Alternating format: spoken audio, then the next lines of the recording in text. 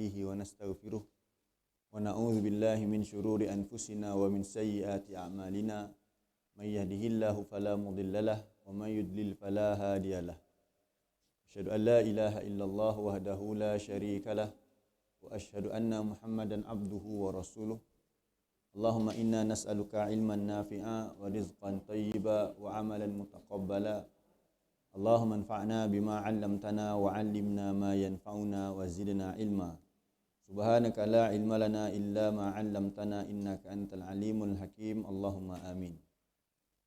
Yang saya hormati Datuk Pengerusi, Jawatankuasa Masjid, Ustazah, dan hadirat muslimin muslimat yang dikasihi sekalian, alhamdulillah kita bersyukur kepada Allah Subhanahu Wa Taala dapat untuk kita bertemu pada pagi ini. Jadi pertama sekali saya mohon maaf kelewatan kerana tadi ke klinik dulu untuk membawa pelajar saya. Alhamdulillah selesai. So hari ini insya-Allah kita akan masuk lafaz hamdalah. Lafaz hamdalah. Jadi pada kuliah yang sebelum ini kita bincangkan tentang lafaz basmalah. Lafaz basmalah ialah lafaz tawassul kita. Iaitu lafaz tawassul tu apa dia? Perbuatan mencari jalan mendekatkan diri kepada Allah. Menerusi apa? Menerusi nama-nama Allah. Itu bismillah. Tawassul iaitu mendekatkan diri kepada Allah menerusi nama-nama Allah. Tawassul ni boleh dengan amal soleh. Tawassul dengan amal soleh. Kita nak berdoa kepada Allah, kemudian kita sebutkan amal soleh yang kita lakukan.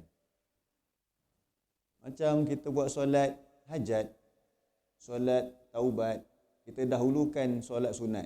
Lepas tu kita berdoa kepada Allah. Itu antara bentuk tawassul dengan apa? Solat. Kita solat sunat dulu, lepas tu kita mohon ampun. Kita solat sunat dulu, lepas tu kita mohon hajat. Itu juga dengan apa-apa saja amal yang kita pernah lakukan. Sebagaimana yang pernah kita mungkin dengar dalam hadis. Bagaimana ada 3 lelaki yang dia terkurung dalam gua. Kemudian mereka berdoa kepada Allah menerusi amal-amal soleh mereka kan. Iaitu yang seorang tu dia ada ibu bapa yang dah tua. Tapi bagaimana dia taat, dia menghormati kepada ibu bapanya sehingga dia tidak makan dan minum sebelum ibu dan ayahnya makan dulu. Jadi dia bertawassul dengan amal tersebut, gua terbuka. Ada yang dia bertawassul dengan apa lagi? Dia pernah hendak melakukan dosa kepada Allah, zina dengan sepupu dia. Tapi kerana dia takutkan Allah, dia tak buat, buka lagi. Begitulah keadaan. Itu tawassul dengan amal soleh. Yang kita belajar Bismillahirrahmanirrahim itu tawassul dengan nama Allah. Allah suka bila kita berdoa, kita ada hajat, kita sebut nama Allah. Jadi setiap permulaan perbuatan kita, mesti kita ada harapan supaya Allah berkati perbuatan kita, Allah berkati amalan kita, Allah perkenankan. Contohnya nak makan ubat, kita nak sihat. Jadi supaya Allah perkenankan, sebut Bismillah. Nama Allah lah tu. Jadi bila kita baca Al-Quran, apa tujuan kita baca Al-Quran? Kita nak dapatkan petunjuk. Tujuan baca Al-Quran untuk mendapatkan petunjuk. Supaya Allah rahmati kita. Maka kita baca Bismillahirrahmanirrahim.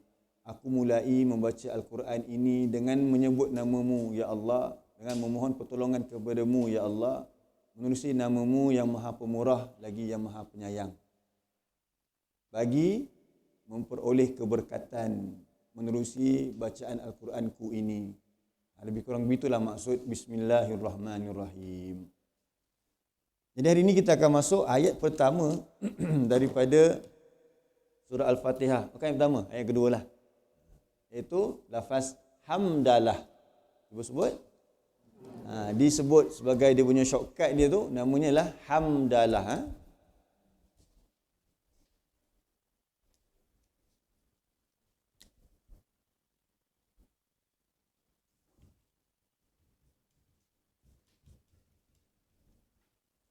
So, masuk lafaz hamdalah, lafaz yang ada alhamdulillah kat depan. Kita kata alhamdulillahillazi ahyana ba'dama amatana wa ilaihin nusyur. Doa bangun pagi kan. Tu ada alhamdulillah. Jadi itu lafaz hamdalah lah. Paling pendek sekali, Alhamdulillah. Paling pendek sekali, Alhamdulillah. Jadi kita baca sama-sama dulu. A'udzubillahi minasyaitonirrajim. Bismillahirrahmanirrahim. Alhamdulillahi rabbil alamin.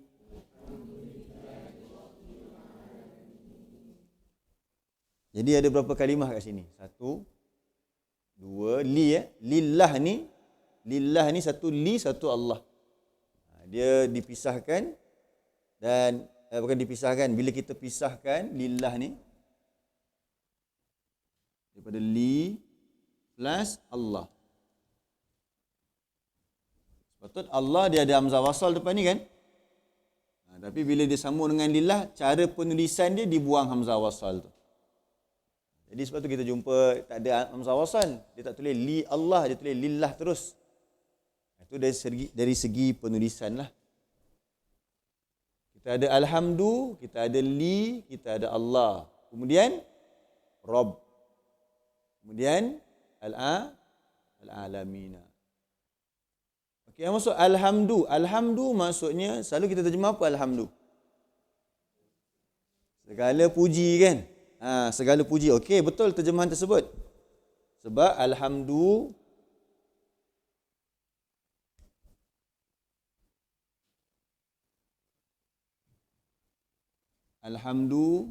kalimah hamdan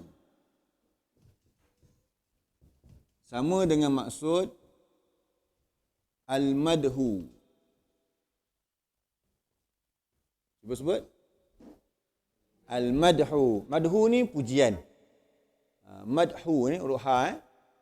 Itu maksudnya apa? Pujian.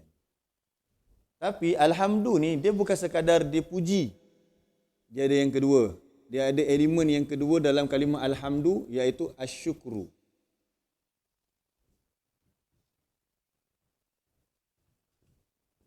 Asyukru apa? Syukur. Syukur ni apa? Syukran. Terima kasih lah kalau kita terjemah. Terima kasih. Bahasa kita kan? Jadi lafaz alhamdu ni, dia ada dua-dua ni. Iaitu puji dan juga syukur. Alhamdu dia mengandungi makna apa? Pujian dan juga kesyukuran ataupun terima kasih. Dapat? Jadi kita terjemahkan alhamdu dengan maksud segala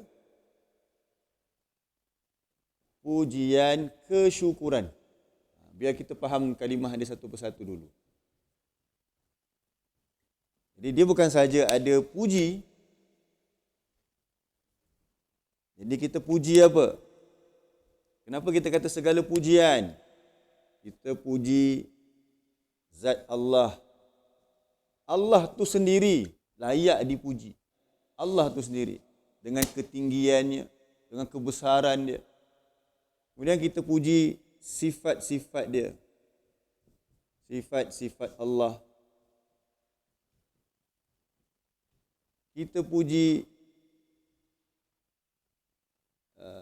ciptaannya. Apa sahaja yang Allah ciptakan. Bila kita tengok alam, bintang-bintang, hebat, luar biasa ciptaannya. Kita puji. Ada elemen al-madhu, ciptaan Allah. Bahkan ujian Allah pun layak dipuji. Kenapa? Sebab Allah punya perbuatan semua bil hikmah. Semuanya dengan apa? Hikmah. Bahkan kita sekalipun, katalah seorang ayah sebagai contoh. Apa anak dia minta, semua dia bagi. Dari satu sudut nampak macam bagus tak? Macam bagus kan? Tapi sebenarnya bagus ke tak? Tak, kan? Tengok keadaan kan? Tapi Allah punya penciptaan, Allah punya perbuatan, sifat Allah, perbuatan Allah.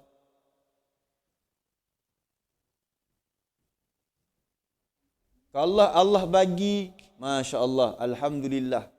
Kalau Allah tak bagi kita dapat satu berita yang mendukacitakan, Nabi suruh baca apa? Kalau kita dapat satu benda yang kita tak suka.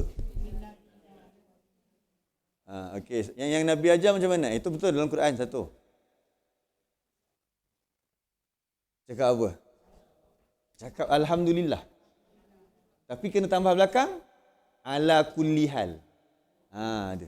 Kalau dapat satu benda yang kita tak suka, kita kena sebut alhamdulillah ala kulli hal. Betul, innalillah tu betul lah. Innalillah wa inna ilaihi raji'un kan? Betul.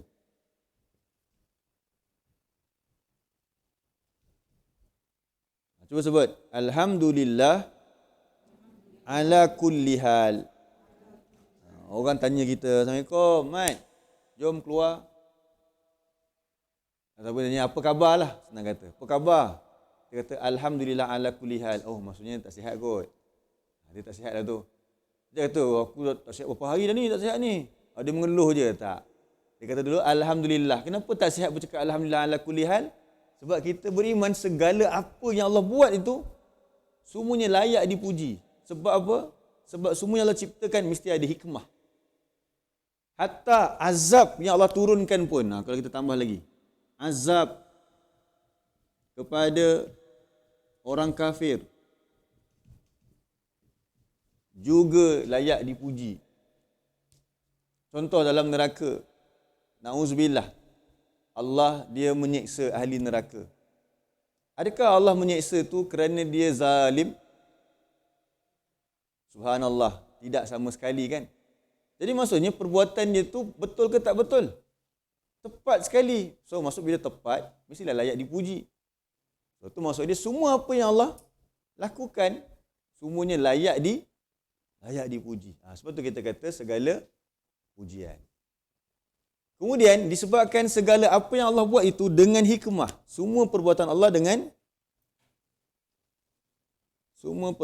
Allah. Takdir Allah ke kan? Ni ringkaslah kita tulis perbuatan Allah adalah dengan hikmahnya, kepandaiannya, kebijaksanaannya, pengetahuannya. Hatta kita demam pun Nabi ajar kata apa? Cakap alhamdulillah. Sebab ada hikmah. Apa hikmah demam? Contohnya demam. Kafarah dosa. Kena demam kafarah dosa. Masya Allah. Nampak kan?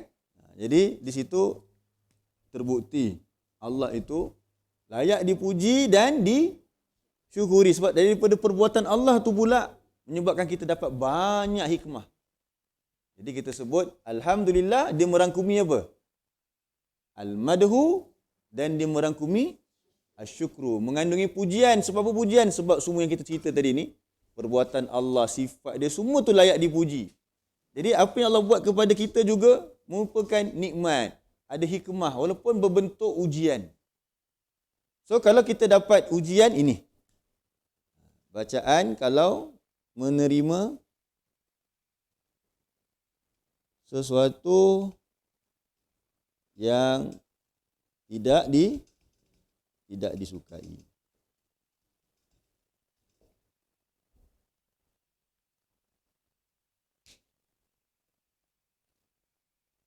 Orang nampak, contohlah, hal kereta tu, accident semalam, alhamdulillah ala kulli hal. Dia tak lupa sebab apa? Alhamdulillah ala kulli hal. Kalau dapat satu nikmat, Nabi ajar cakap apa? Yang kita suka, alhamdulillah illadzi at'amana, tu makan kan? Boleh je tu lafaz hamdalah jugalah. Alhamdulillahilladzi bi ni'matihi. Ini cuba hafal Tatimmu, nampak ke kat belakang ada tiang as-solihat. Lama sempit sikit.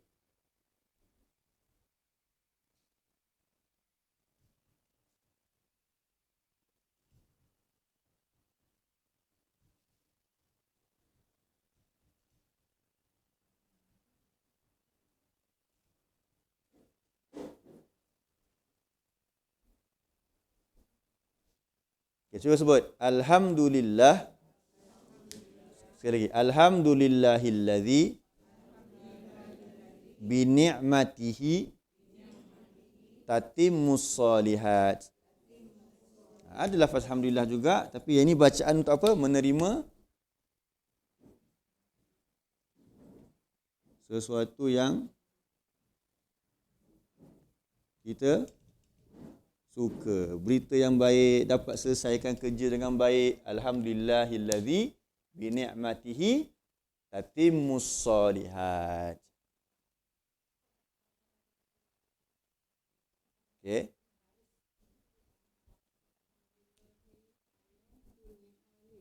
Kulli halin.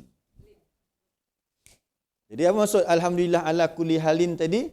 Segala pujian dan ataupun segala pujian kesyukuran itu bagi Allah di atas setiap apa pun. Setiap keadaan, betul. Kalau yang atas pula, cuba ikut saya sekali lagi. Alhamdulillah, segala pujian kesyukuran itu allazi yang binikmatihi dengan nikmatnya tatimmus solihat menjadi sempurna amal-amal soleh ataupun menjadi sempurna kebaikan-kebaikan. Kebaikan lah. Soleh itu maksudnya kebaikan. Bukan mesti amal soleh saja, soleh maksud kebaikan. So yang ni patut kita hafalkan dua ni. Di depan kita dah tahu dah, belakanglah nak kena biasa sikit. Kalau siapa yang dah hafal, alhamdulillah. Yang belum hafal, cuba biasakan hafal. So, bila dapat satu berita yang menyeronokkan kita, alhamdulillahillazi binikmati tatimmus solihat. Segala pujian kesyukuran itu bagi Allah yang dengan nikmatnya menjadi sempurna kebaikan-kebaikan yang kita dapat tu. Dapat berita yang mendukacitakan, alhamdulillah ala kulli hal. Segala pujian kesyukuran itu bagi Allah di atas setiap sesuatu yang terjadi.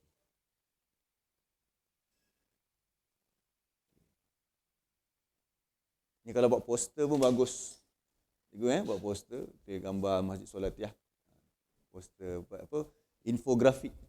Sekarang Jabatan Mufti Perak pun dah keluar style infografik. Dulu Masjid Mufti Wilayah selalu buat. Bagus sekarang ni infografik sebab banyak WhatsApp kan. Orang share. Tapi kita keluarkanlah sekali sumber ni. Hadis dia ada sumber hadis. Itu bagus kalau macam tu. Elakkan kita sebarkan yang tidak tahu sumber. Kita risau kita berdusta di atas nama Nabi kan. Berbohong di atas nama Nabi sebab mendustakan hadis yang tidak sahih, yang palsu lah maksudnya. Okey, sekarang jelas maksud alhamdulillah iaitu dia ada elemen apa? Pujian dan juga terima kasih. Tapi tak adalah kita kata terima kasih Allah, tak sesuai. Cakap alhamdulillah. Alhamdulillah. Okey. Baik. Jadi itu alhamdulillah. Maksud alhamdulillah sekali lagi, segala pujian kesyukuran itu. Okey. Li apa li maksudnya bagi. Li bagi. Lillah tadi ada dua kalimah kan? Li bagi. Allah, Allah lah.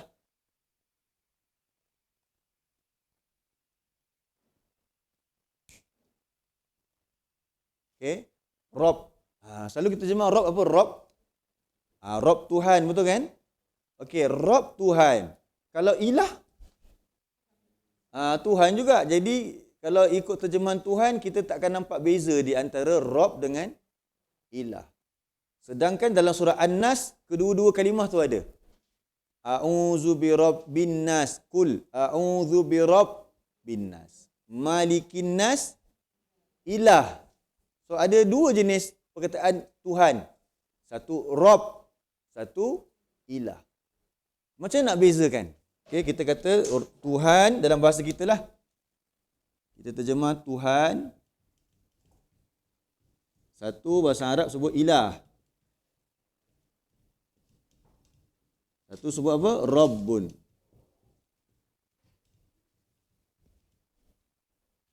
Jadi kita nak bezakan macam mana? Maksudnya apa dia punya konotasi bila kita guna perkataan ilah, bila kita guna perkataan Rabb.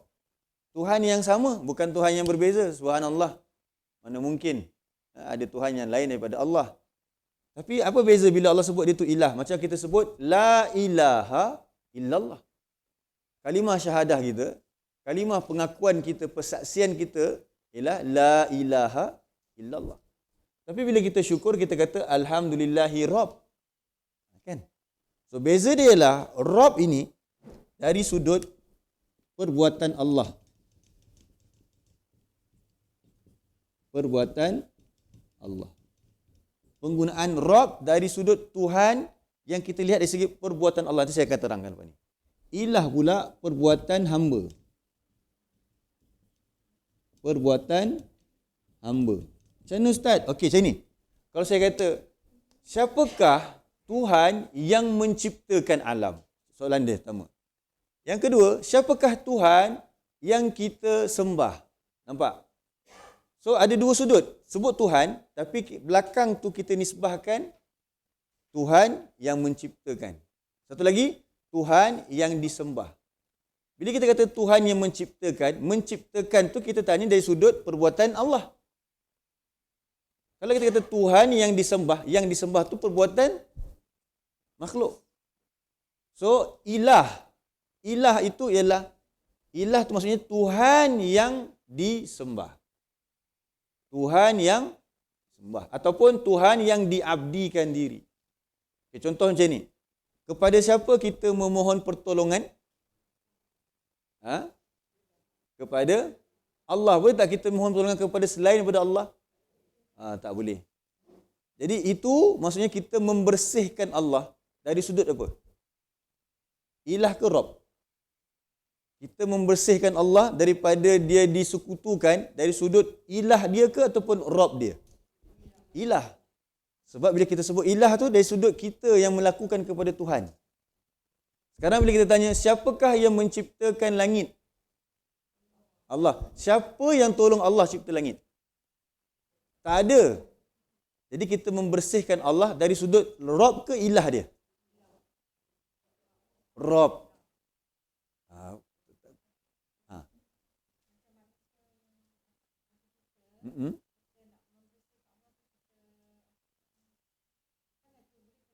Saya ulang sekali lagi. Okey.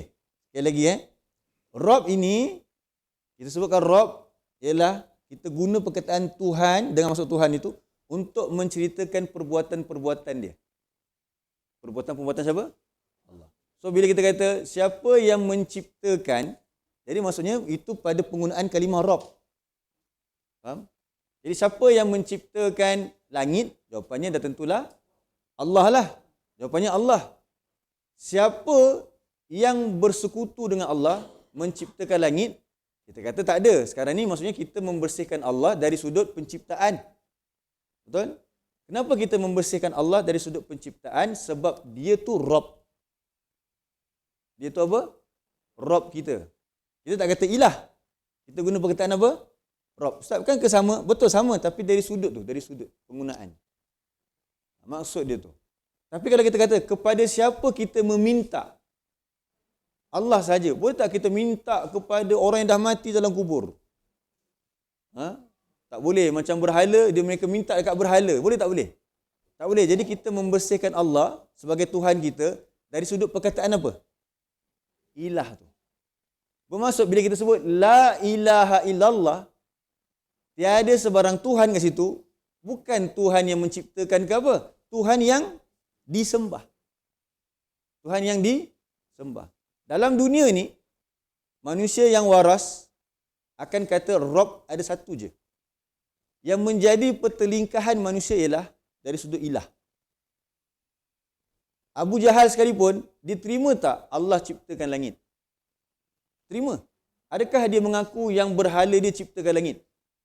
Kita pernah bacakan dalil ni dulu. Kita buka balik surah 31.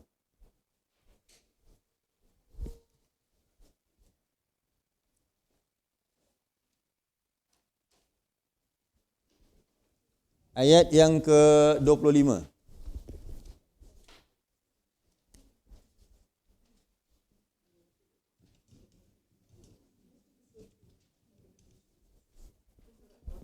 Okey, muka surat 413.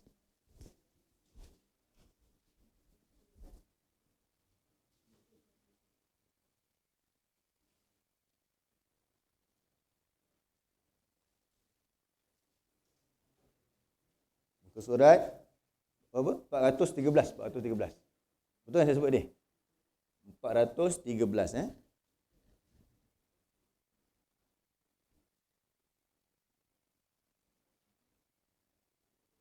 Ayat 25.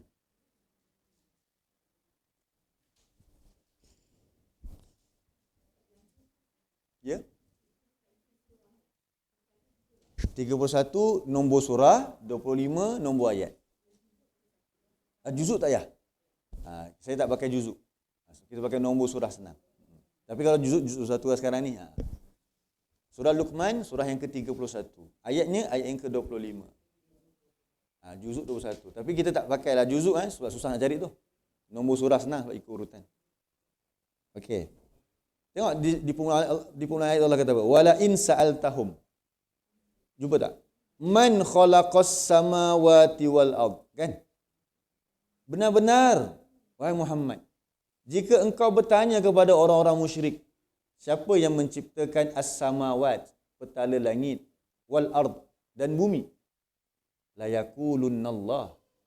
Nescaya pasti mereka akan mengatakan Allah. Nampak? Jadi Abu Jahal sekalipun dia mengaku siapa yang ciptakan langit. Jadi dia beriman tak kepada Allah? Belum lagi. Sebab apa? Sebab beriman kepada Allah bukan sekadar mengaku Allah bagi rezeki, tapi juga kena beriman bahawa kepada dia sahaja kita kena abdikan diri. Tapi bila Nabi Muhammad kata dekat mereka, jom kita sembah Tuhan yang ciptakan tadi satu-satunya, jangan kita adakan perantaraan, jangan ada berhala untuk nak sambung kepada Allah. Mereka kata tak boleh. Jadi mereka ada masalah dekat sudut ilah. Faham? Sebab tu Abu Lahab, pakcik Nabi yang sayang Nabi, Abu Talib, sampai ke sudah Nabi ajak dia sebut la ilaha illallah, dia tak nak. Padahal dia mengaku. Sebab apa? Sebab dia nak jaga reputasi dirinya. Ilah ni, Tuhan yang disembah ni ataupun Tuhan yang dipuja ni ada banyak. Dalam kehidupan manusia, ilah ni banyak. Tapi dalam kehidupan manusia biasanya Rob ni satu je. Sebab orang ateis sekalipun, ateis tu, saintis ni ada yang Kristian, ada yang ateis, kena bezakan juga. Macam yang mati tu siapa? Yang atas wheelchair tu, hidup dia tu. Apa nama dia tu? Dia pernah datang Malaysia. Tahun 90-an. Stephen Hawking. Kan? Dia kategori yang ateis lah. So dia tak mengaku. Dia dah kaji, dia boleh kira bintang, saiz, semua macam-macam calculation dia boleh keluar. Tapi bila kata siapa yang menciptakan, dia kata jadi sendiri. Mana logik? Tak logik. Dia memaksa dirinya sebenarnya.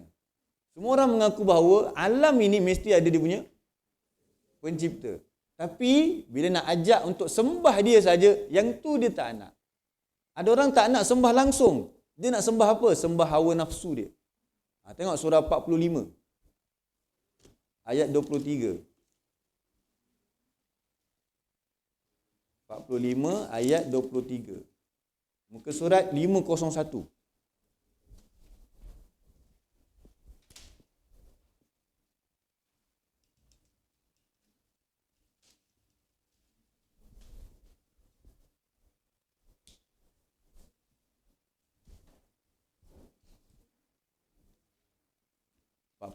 Ayat 23.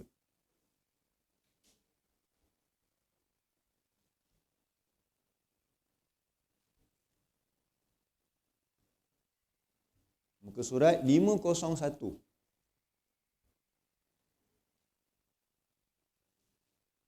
Okey, jumpa dah? Jumpa Tengok apa Allah kata di permulaan ayat tersebut. Afara'aita manit takhadha ilaha. Tu ilah. Nampak? Ada ilah di situ kan? Ilahahu hawa, kata Allah. Pernahkah engkau melihat orang yang dia menjadikan hawa nafsunya sebagai ilah? Nampak? Bukan sebagai Rob. Mana ada orang kata Rob ini tak sesuai? Sebagai ilah. Kenapa tak pakai Rob? Kan sama tak sama? Bahasa Melayu memang terjemah Rob tu Tuhan. Ilah tu Tuhan. Tapi penggunaan dia kena tepat. Saya bagi contoh mudah. Ini bukan nak samakan dengan Allah. Bahasa kita pun, kalau kata gerai dengan restoran, kedai makan lah. Tapi mana ada orang sebut restoran tu kau sebut gerai? Dia tengok dari sudut macam mana, ada sifat-sifat dia kan? Lebih kurang macam itulah nak bagi analogi, tapi bukan nak samakan dengan Allah, Maha Suci Allah. Jadi bila kita sebut macam ni, maksudnya apa dia? Orang itu dia memuja, dia mentaati hawa nafsu dia. Sepatutnya kita hanya mentaati Allah sebab Allah tu ilah kita. Faham? Allah tu adalah ilah kita. So di sini Allah kata apa? Mereka mengikut hawa nafsu. So ilah ada banyak ke satu? Banyak. Sebab tu kalimah tauhid nak tapis semua tu. La ilaha illallah. Tiada sebarang ilah yang layak diabdikan diri melainkan Allah. Maksudnya banyak tak ilah? Banyak. Tapi kita buang semua kecuali satu je. Sebab tu maksud la ilaha illallah bukan tiada Tuhan. Kalau tiada Tuhan maksudnya tak ada. Dia kena maksud ilah tu tiada Tuhan yang layak diabdikan diri melainkan Allah. Maksudnya sebanyak Tuhan. Apa maksud ilah yang lain? Hawa nafsu. Ada orang dia ilah dia siapa? Raja dia. Contoh Fir'aun. Dia dipuja Fir'aun. Raja Namrud. Raja yang dalam cerita Ashabul Ukhdud tu. Yang gali parit. Kan? Ada yang raja dia, ilah dia siapa? Harta. Macam Korun. Apa-apa kat harta dia.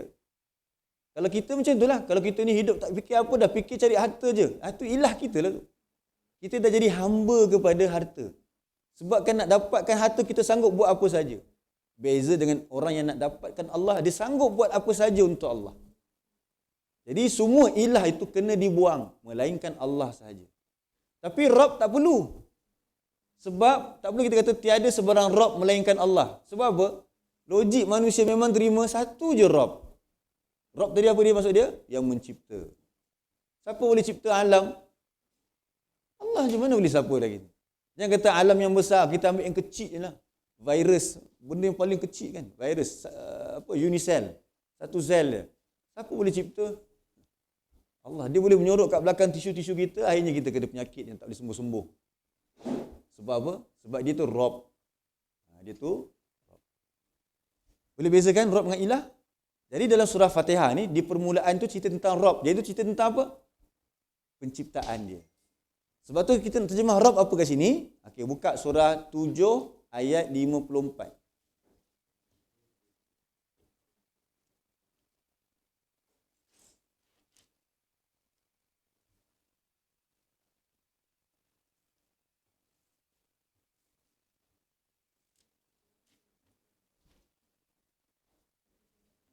Tujuh 54. Muka surat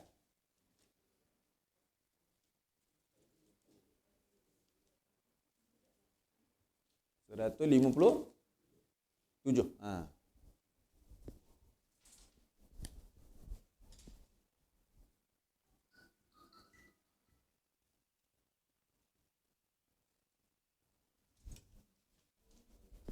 Okey, dekat sini Allah explain maksud Rabb.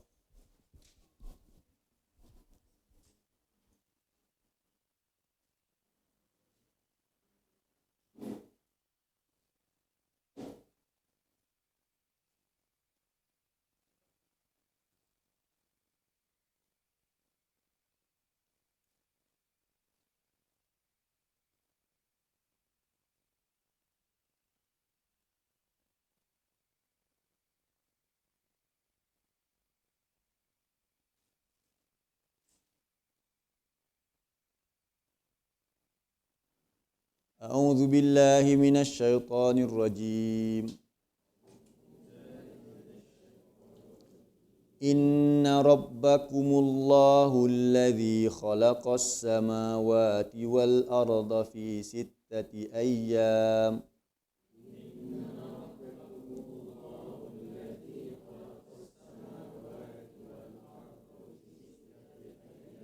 Thumma istawa 'alal 'arsy يغشي الليل النهار يطلبه حثيثا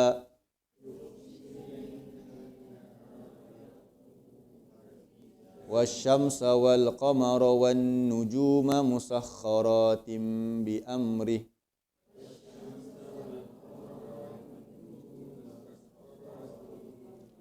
Ala lahul khalqu wal amr. Tabarakallahu rabbul alamin.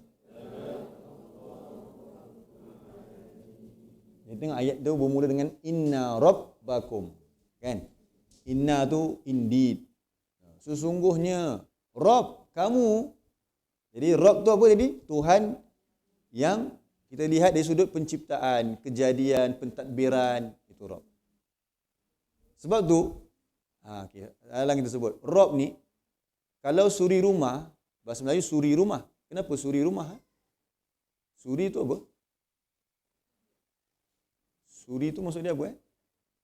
Perempuan. Ya, tak pasti kita pakai tapi kita tak tahu suri tu apa. Pemain suri kita pemain kita tak pakai, kita pakai suri je. Mungkin betul juga. Oh, okey. Kalau orang putih kata housewife. Isteri rumah. Tapi Arab dia sebut Rabb. Dia sebut Rabbatul Bait. Sebab dia perempuan pakai ada ta marbutah lah belakang tu. Asalnya Rabb. Perempuan Rabb betul. Sebab Rabb ni maksudnya yang mengurus, yang memiliki, yang mentadbir itu Rabb. Sebab tu yang nak bubuh sofa dekat mana, chandelier dekat mana, palsu dekat mana, bukan kita je. Kan? Bukan kita. Tapi kita bagi dekat dia punya yang selayaknya. Rabbatul Bait. Siapa ubah, dia boleh murka. Tapi bukan, ini betul-betul. Arab sebut suri rumah ialah Rabbatul Bait. Kenapa Rabb? Sebab Rabb tu, dia adalah yang mencipta ataupun yang mentadbir, yang mengurus. Itu maksud Rabb. So isteri ataupun suri rumah. Kan isteri zaujah lah. Suri rumah. Yang dia tu menjaga rumah dia, dia panggil sebagai Rabbatul. Nampak? So Rabb tu dari sudut apa? Lagi kita Allah tu Rabb. So alam ini Allah lah yang susun atur. Dia jadikan matahari dengan bumi 8 minit jarak dia. Cahaya lah 8 minit cahaya kan jarak. Cuba kalau Allah jadikan bumi tu dekat ataupun bumi tak nak dengar cakap Allah, dia mendekatkan diri kepada matahari. Jadi apa? Jadi Allah dah buat semua pengaturan yang lengkap. So terpaling super Rabb dalam hidup kita ni adalah Allah. Ya. Yeah. Okey. Suri tu suri betul tu. Jadi dia tak, suri itu adalah raja perempuan. Jadi kat rumah dia jadi raja. Pemain suri lah. Masya-Allah. Itu bahasa kita. Suri rumah. Masya-Allah. So, pemain suri apa dia punya sifat dia kan? Sebab tu orang Melayu sebut pemain suri. Tapi kalau orang Arab, dia bagi nama memang betul-betul sebab dia mengurus kat rumah, dia panggil apa? Rabbatul Bait. Rabb tu apa dia? Rabb, pengurus, pentadbir, penyusun atur. Rabbatul Bait. Di suri rumah, pemain suri. Kita pemain suri je. Queen kita queen. Iyalah. Dia yang banyak boleh gerak semua betul tu. Ya betul falsafahnya tu. So, sesuai lah. Baik suri rumah atau Rabbatul Bait. So dia kontrol. Queen kontrol. Tak ada. Ada. Gurau Okey, masya-Allah. Okey. Dia betul. King dalam Quran memang sebut kena memimpin. Dia memimpin, dia buat keputusan lah. Tapi dari segi struktur, nak susun sofa ke, bolehlah kita bagi dekat dia. Sebab dia kreatif. Allah jadi perempuan kreatif. Pilih warna macam-macam kan. So sebab tu Arab panggil apa? Rabbatul Bait. Rabbatul Bait. Okey. Jadi Rabb itu yang mencipta, yang memerintah. Jadi Allah kata kat sini, Allah terangkan. Sebab tu Allah guna perkataan khalaqa. Allazi khalaqa. Maksud khalaqa, cipta, nampak? Rabb kamu tu yang mencipta. Ciptakan apa? Bukan cipta kamu je. As-samawat. Petala langit yang 7 tu. Wal ardh, dan juga bumi. Tak perlu kaji mendetail pun, yang ini pun dah cukup. Kita mengaku je Allah cipta dah cukup hebat. Belum kaji lagi apa yang terkandung, kan? Dekat tanah tu dengan nutrien dan sebagainya. Kalau tak ada yang Allah cipta komplit macam tu, tanamlah pokok macam mana pun tak jadi-jadi ya. Kan? Sebab tu tanah kita dalam pasu yang kita dah ubah suai, benda kita ubah suai mesti tak jadi. Kita ambil tanah, buang pasu. Lepas tu kita buat pasu tu tanpa buah baja, lama-lama tak akan hidup subur sangat pokok tu. Dan cuba kita kekalkan di atas tanah yang normal. Macam lembu yang asal Allah ciptakan yang biar dia makan rumput dan sebagainya. Jauh beza dengan lembu feedlot. Dunia kesihatan dia tak sama dah. Ikan yang terbiar di tengah laut tu dengan ikan yang bila kita dah bela kat sangkar, dah tak sama. So yang Allah ciptakan yang original memang luar biasa. So dia bukan sekadar mencipta, tapi komplit, konkret, kompleks. Itu ciptaan dia kan. Fi sittati ayyam, yang Allah nak masa Allah ciptakan itu dalam masa 6 hari. 6 hari itu ada dalam surah Fussilat Allah sebut, 4 hari Allah ciptakan bumi, 2 hari Allah ciptakan langit. Dalam surah Fussilat. Kalau ada kesempatan kita akan tengok. Dia benda ni kadang-kadang kita salah faham dengan maksud kun fayakun. Kita kalau kata 6 hari pun tak ada masalah. Ayam yang masuk hari, tapi di sisi Allah macam mana kiraannya tak ada masalah. Terjemahan tak ada masalah pun 6 hari tu. Sebab hari pun kadang-kadang terasa panjang kan hari ni. Kita sebab itu. So hari tu pun juga adalah satu benda yang umum. Tapi kita faham hari. Cuma hari kadang-kadang dari segi contoh di akhirat. Satu hari di sana bersama dengan 1000 tahun. So tetap kita sebut hari. Cuma mungkin dari segi sama dengan dunia ke tak sama ke, itu kita tak pastilah. Itu kita sebut 6 hari tu tak salah. Tapi 6 hari. So kalau Allah cipta, ya. Tak boleh. Itu memang hari. Memang hari. 4 hari untuk bumi, 2 hari untuk langit. So orang katakan Allah kan kun fayakun. Bila Allah kata jadi, terjadi. Maksud terjadi tu dengan kehendak Allah. Iaitu dengan hikmah dia. Macam manusia, Allah boleh tak jadikan manusia terus jadi manusia? Boleh je. Siapa? Adam. Tapi Allah nak anak cucu dia jadi dalam masa 9 bulan. 9 bulan. Kun fayakun lah tu. Kalau Allah kata terjadi, ya terjadi 9 bulan. Cuba manusia buat yang sama juga 9 bulan jadikan manusia. Mana boleh? Bagilah setahun pun. Bagilah genapkan setahun. Tetap tak boleh. Jadi maksud kun fayakun tu bukannya ting. Memang Allah boleh buat. Kalau Allah kata jadi, terus jadi betul. Contohnya apa? Adam. Tapi Allah juga berkehendak untuk jadi dalam masa ikut hari. So kalau bumi, berapa hari Allah nak? 4. Tak ada masalah apa? 4 hari. Kalau Allah jadikan terus, boleh. Tapi Allah sendiri bagi tahu yang Allah ciptakan bumi dan juga langit itu dalam masa 6 hari. Manusia 9 bulan, kan? Adam terus. Tapi prosesnya daripada tanah lah kan. Okey. Kucing 2 bulan ya mengandung. 3 bulan. 3 bulan. Arnab sebulan. Bulan depan mengandung lagi. Kalau bulan arnab ni banyaklah dia punya tu. Kena asingkanlah jantan dia tu. Lagi dia dalam pantang pun dia boleh mengandung lagi. Arnab kan.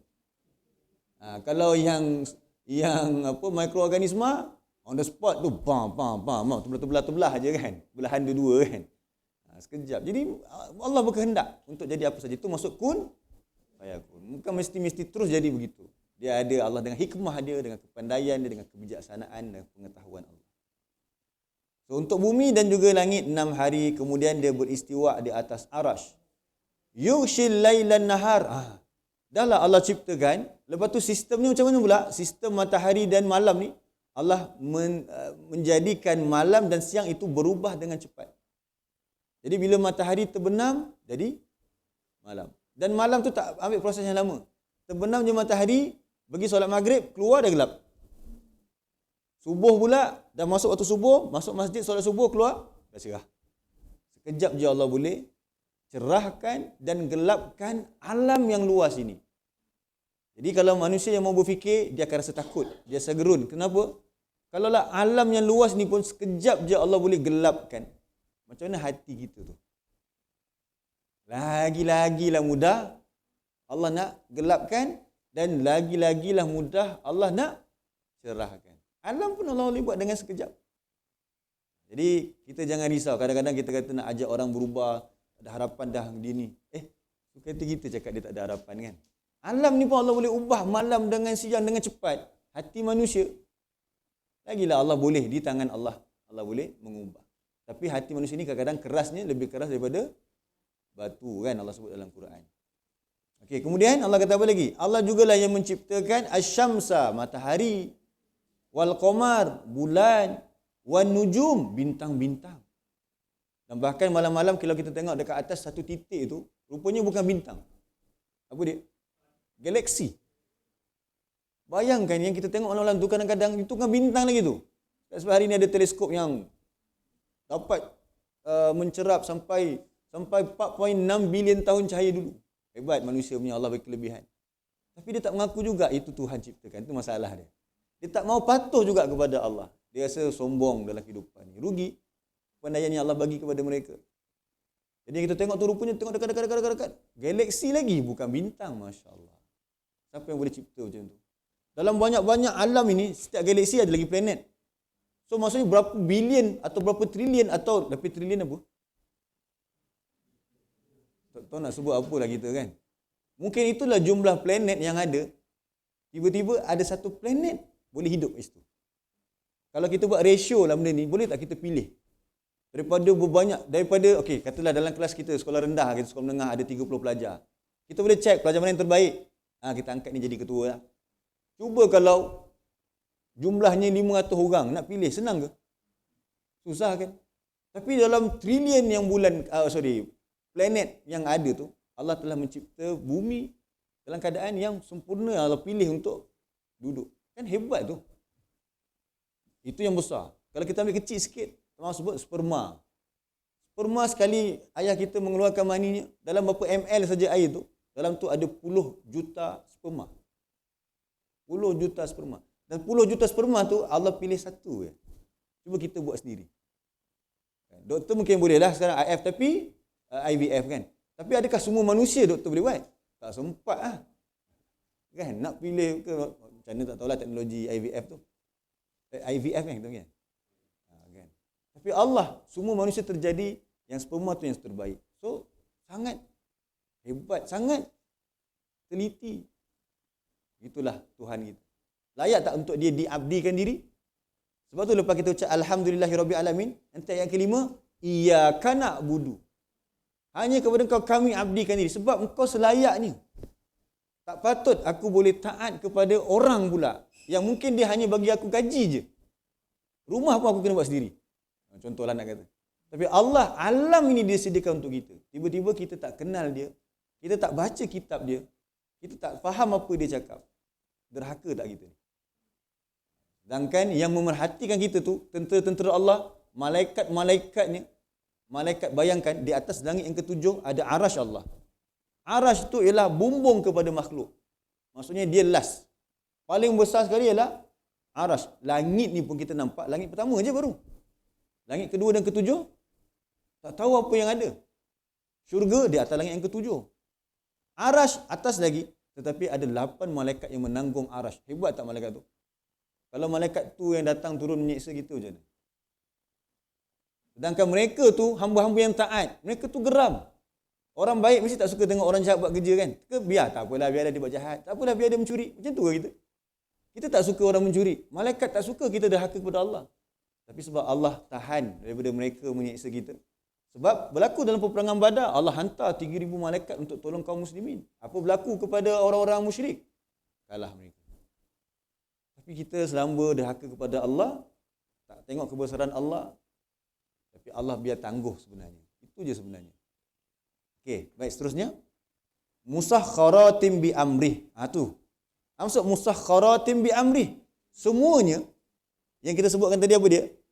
Langit, bumi, lepas tu ada apa lagi kat situ? Matahari, bulan, bintang-bintang, semuanya tunduk kepada perintah Allah. Jadi ada 2 elemen dalam ayat ini. Mencipta dan memerintah.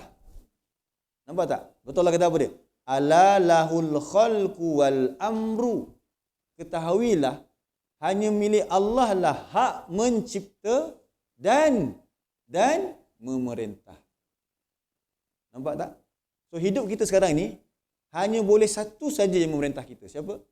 Allah. Manusia Ustaz boleh perintah kita dengan syarat dia memerintah kita dengan apa yang Allah perintahkan. Bukan dengan apa yang mereka nak. Sebab tu sebagai seorang ketua. Ketua apa? Banyak ketua. Ketua keluarga. Dia boleh memerintahkan isterinya, anaknya dengan apa yang Allah perintahkan saja. Dia tak boleh suruh benda yang lain. Ayah nak kamu main piano dulu. Macam mana pula? Allah suruh kita dahulukan ilmu Al-Quran. Itu tak boleh. Ayah nak kamu tak payahlah pakai tudung. Contohlah. Itu tak boleh. Ayah nak kamu tak payah belajar Quran. Belajar dulu ilmu sains dulu. Tak boleh. Ketua tak boleh arah macam itu. Ketua kena arahkan apa yang Allah perintahkan. Sampailah ketua yang atas lagi. Mungkin kalau atas sikit lagi. Kalau kita rakyat, kita ada raja kita ataupun Perdana Menteri. Itu paling besarlah. Paling kecil sekali, ketua keluarga. Semua adalah ketua.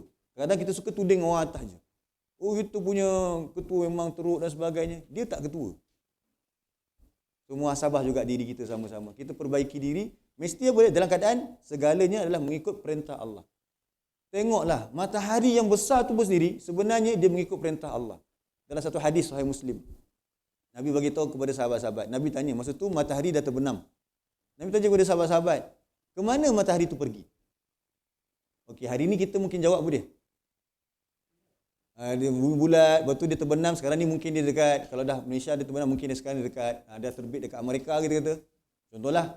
Kan, ataupun dah kita dah gelap sangat, mungkin Jepun dah pula ke? Dah nak naik ke Jepun. Mana-manalah. So kita boleh jawablah berdasarkan kajian sains lah. Tapi sahabat tahu, ini bukan soalan yang sekadar kajian, tapi berkaitan dengan akidah. Sahabat kata Allah dan Rasulnya yang lebih mengetahui. Jadi Nabi beritahu apa dia? Nabi beritahu matahari ia mempunyai mustaqar. Mustaqar tu ialah tempat menetap. Macam manusia, Allah jadikan bumi sebagai tempat menetap. So kalau kita fikir nak duduk kat marih, kan sekarang tengah kajian, boleh tak kita duduk kat marih? Nak cuba tanam pokok kat marih? Tak apalah, orang nak kaji. Tapi Allah dah jadikan bumi tu, tak payah pening-pening sangat, kita buat kerja je kat bumi. Buang masa kita untuk fikir macam nak duduk kat marih. Sebab kita pun akan tak lama pun akan tinggalkan juga bumi ni kan. Nak duduk lama-lama kat marih ke apa pun, tak ada manfaat. Tapi kalau orang tu kaji, biar. Sebab barat kalau dia kaji, lama-lama dia akan nampak kebesaran. Kita memang dah akui kebesaran. So tak perlu kita agak buang masa kat situ. So tak apa kalau orang kaji, Ustaz tu saintis kaji, biarlah mereka kaji. Kita dah beriman dah. So kita beriman bahawa Allah jadikan bumi sebagai tempat menetap. Rupanya matahari pun ada tempat menetap dia. Nabi yang cakap. Matahari punya tempat menetap, kata Nabi, ialah betul-betul di bawah arash Allah. Jadi Nabi kata, bila matahari terbenam, dia menuju ke tempat menetap dia. Kemudian dia pergi ke situ, dia sujud kepada Allah. Masya Allah. Kita tak nampak benda tu kan? Memang Nabi cakap begitu. Kemudian lepas dia sujud kepada Allah, Allah kata kepada matahari, bangkit. Dia pun bangkit. Macam dia bangkit, tak nak fikirlah. Kan? Sebab jangan pelik. Di akhirat nanti, kita percaya tak ada orang akan berjalan dengan muka? Kita percaya tak yang tangan kita boleh bercakap? So Allah boleh jadikan, kalau Allah nak jadikan di akhirat nanti kan, kita beriman. Samalah. Apa yang Nabi sampaikan, kita beriman. Kita tak boleh reka-reka. Kita tak boleh reka-reka. Dia benda yang gaib mesti datang daripada sumber sahaja. Contoh macam mana? Kita kata, Ustaz Syafiq tu, dia tak payah pakai minyak kereta. Dia datang je pakai air je. Dia tak pernah isi minyak kereta pun. Jangan kata air pun dia tak isi. Dia pakai je. Contohlah kan. Dia kata, kau ni bohong lah. Kau ni Allah kalau nak jadikan boleh. Itu tak boleh. Tak boleh cakap macam tu. Benda gaib, benda yang bukan daripada sunnatullah, kita yang cakap sendiri tak boleh. Tapi Nabi cakap boleh. Nabi bersumberkan wahyu. Nabi tak cakap sendiri. Jadi Nabi kata matahari tu nanti dia sujud. Macam mana sujud? Cara matahari sujud lah. Waktu Allah kata kat matahari bangkit. Matahari tanya apa kepada Allah? Apa yang perlu dia buat? Setiap hari matahari akan tanya apa dia perlu dia buat. Allah kata pergi ke tempat asal kamu. Maksud pergi ke tempat terbit kamu. Dan terbit daripada situ. Matahari pun pergi dan matahari pun terbit. Lepas habis dah terbenam, matahari pergi lagi bertemu Allah, tanya kepada Allah apa yang perlu dia buat. Dan begitulah Nabi kata berterusan dalam keadaan manusia tak sedar benda itu terjadi. Lepas tu manusia just nampak matahari naik, lepas tu turun. Matahari tak tahu yang masa dia turun tu dia bertemu dengan Allah untuk terima arahan. Sebenarnya itu yang berlaku pada matahari. Tapi kita tak Kita tak nampak benda tersebut. Kita tak nampak secara zahirnya. Tapi benda tu yang Nabi sampaikan. Last kali bila matahari jumpa Allah, Allah kata dekat dia, kau terbit daripada barat. Baru jadi kiamat. Jadi rupanya setiap pagi kita nampak matahari naik itu ialah perintah Allah. Tu Allah kata tadi, semua yang Allah ciptakan ini patuh kepada perintahnya. Bumi berputar dengan kelajuan dia, berputar dengan matahari, matahari semua bergerak. Semua itu sebenarnya adalah perintah Allah. Semua sebenarnya adalah perintah Allah dan mereka hanya taat sahaja. Jadi ini pengajaran besar. Alam yang besar ini pun taat kepada Allah. Kita yang kecil ini suka membantah, protes. Khosimun mubin, kata Allah. Pemprotes yang nyata. Jadi Allah kata, tabarakallah, maha berkat Allah, Rabbul alamin, Tuhan bagi sekalian alam. Okey, itu Rabb. So Rabb kat sini ialah ala lahul khalqu wal amr. Ada dua elemen kat situ. Cipta dan perintah. Itu terjemahan mudah bagi Rabb. Jadi kita terjemahkan Rabb sebagai yang menciptakan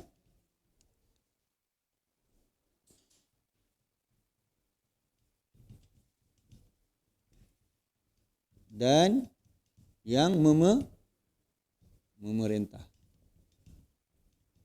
Berdasarkan surah berapa tadi? 7:54. Itu masuk Rabb. Sebab tu bila kita sakit, kita sebut apa? Kita berdoa. Kita kata, ya ilah ke? Ya Rabb. Sebab apa? Sebab dia cipta, dia perintah, dia boleh perintahkan penyakit tu hilang. Sesuai lah kita sebut, ya Rabb. Nampak tak? Sebab dalam doa kita akan sebut, ya Rabb. Sebab dia yang mentadbir alam ini. Okey. Yang seterusnya, al-alamina. Al-alamina ini maksud dia sekalian alam. Maksud dia apa? Sekalian. Jadi kat sini ada kaedah yang saya nak ajar sikit kepada tuan-tuan puan. Cuba ikut saya sama-sama. Al-alamina, ya nun berbaris fathah di akhir kalimah. Tengok, ada huruf ya. Lepas tu ada nun berbaris fathah. Fathah tu baris apa? Fathah tu baris atas. Di mana? Di akhir kalimah. Ni kalimah perkataan duduk kat ujung. Kalau kita jumpa ya nun berbaris apa tadi? Fathah. Di mana? Akhir kalimah. Kita boleh terjemahkan yang ya nun ni dengan 3 cara terjemahan. Satu, kita boleh pakai sekalian. Kedua, kita boleh pakai para. Ketiga, kita boleh pakai orang-orang yang. Pakai salah satu lah. Pakai salah satu. Contohnya, cuba tengok ni. Perkataan al-mu'minina. Cuba sebut sama-sama. Okey, kat belakang tu ada apa? Ya, nun berbaris fathah. Kan? Yang itu apa dia? Sekalian para atau orang-orang yang. Kita belum pilih lagi lah. Depan ni mukmin. Ataupun beriman lah, beriman. Jadi pakai yang mana sesuai? Orang-orang yang beriman. Nampak? Itu kaedah terjemahan. Yang dulu saya ajar kaedah satu, ingat tak? Hamzah di awal kalimah, huruf akhir berbaris dhammah. Itu masa kita belajar isti'azah dulu. Kita tengok balik nota isti'azah.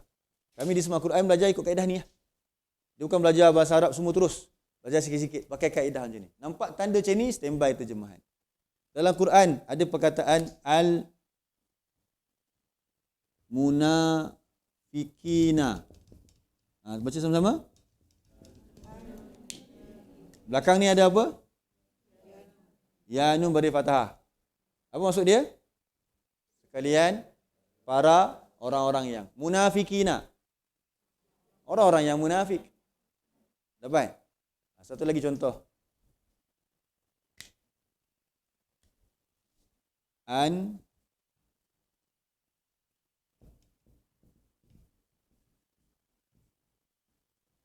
Cuba sebut an-nabiyina. Belakang ada apa? Ya nun baris fathah. Apa maksud dia? Sekalian para atau orang-orang yang. Depan dia apa? Nabi. Pilih. Para nabi. Nak pakai orang-orang yang nabi boleh tak? Sumbang bunyi dia kan. Para nabi lah. Sekalian nabi boleh juga? Boleh. Jadi kita jumpa ya nun baris fathah ni terjemahan dia begitu. Itu kaedah terjemahan Al-Quran modul 1 lah untuk tempat saya di Semua Quran. Kita ada buat kuliah secara mingguan dan kadang-kadang kita buat bulanan secara intensif 5 hari. Kalau tuan-tuan minat nak belajar bahasa Arab, boleh datang ke Semua Quran. Ada yang pernah pergi? Pernah Semua Quran? Di Meru Perdana. Jauh sikit. Kalau pergi ramai-ramai okey lah. Oh ya, Ustaz apa? Cikgu Tun.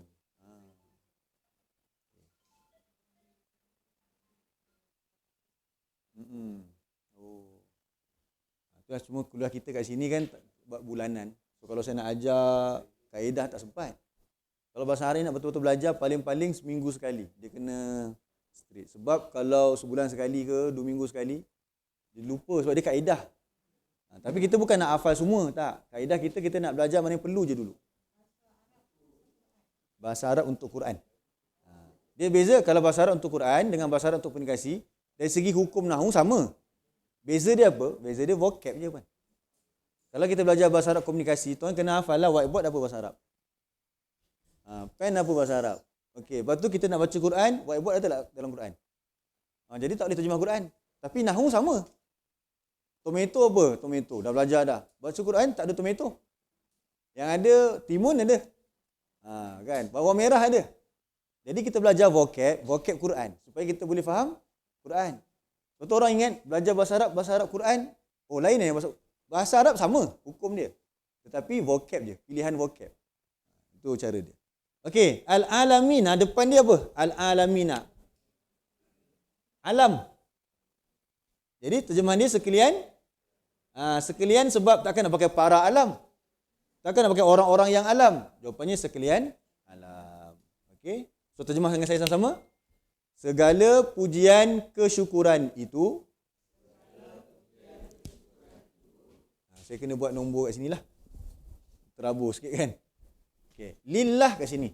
Bagi Allah. Rabb dekat sini bawah ni. Yang mencipta dan memerintah. Ini nombor 4. Sekalian alam. Okay, sekali lagi. Segala pujian kesyukuran itu bagi Allah yang mencipta dan memerintah bagi sekalian alam.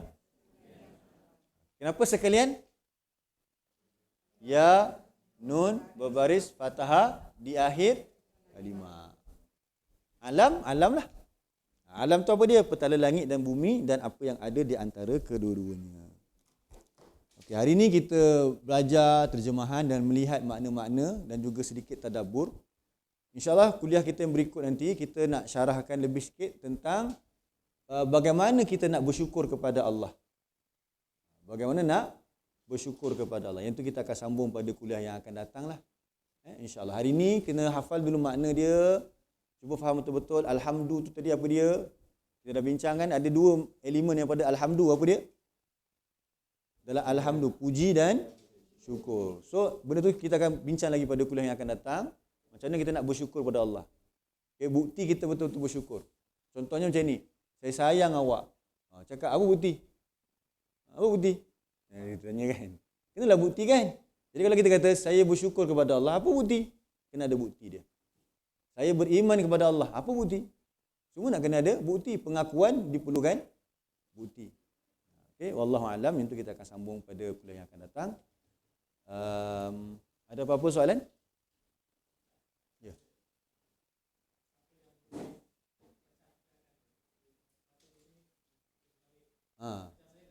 Okey, apa tadi saya nampak puan ada salin, nanti boleh snap gambar dalam nota. Nanti puan snap hantar dalam grup WhatsApp. Ada grup WhatsApp kan? Tolong share dalam grup WhatsApp. Boleh Dah hantar dah? Nanti dah hantar. Okey, tak apa. Itulah. Sebab saya ada free waktu duha Selasa saja. Itu pun Selasa kat sini dah masuk dah. Yang satu dengan tempat lain. Kami tak boleh. Kuliah saya banyak di Semua Quran. Saya minta maaf sangat. Tapi siapa yang biasa join, biasa ke pakai Zoom ke, mungkin boleh ikut kuliah saya yang hari lain lah, tapi online hari lain, hari Sabtu di Semua Quran. Ya, yang mana? Oh, memang ada rakaman dah. Memang kita share dekat dalam Semua Qurannya channel. Boleh copy kat situ je lah. Tapi kalau kuliah lain yang dekat kat sini, Surau Bakti. Agak jauh sikit lah, dekat mana tu? Jalan Concorde tu kan. Situ setiap Jumaat, minggu 2 dengan minggu 4. Itu kalau mungkin, kalau cikgu nak datang boleh. SSI ada juga. SSI. SSI hari Jumaat, minggu 1 dengan minggu 3. Ada juga mengajar kat situ.